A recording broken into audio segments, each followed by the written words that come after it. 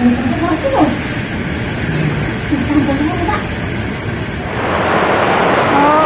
es.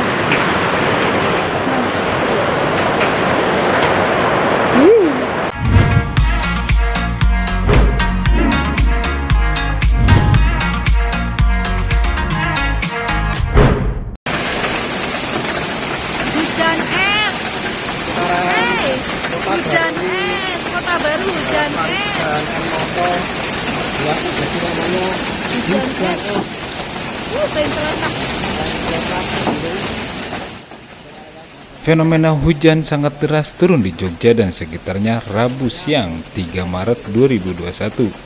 Hujan lebat itu disertai dengan butiran es sebesar kelereng dan mengguyur kawasan Tugu Jogja sejak pukul 13 waktu Indonesia Barat.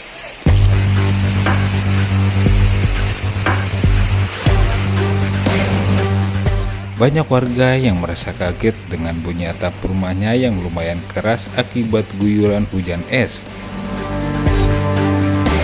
Dilaporkan saat ini di seputaran Tugu Yogyakarta terjadi hujan es.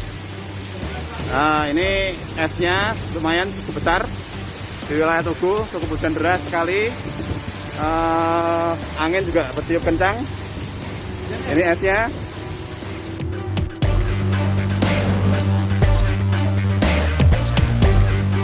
Hujan es, lur.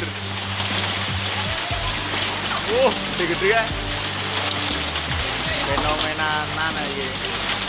Terus main.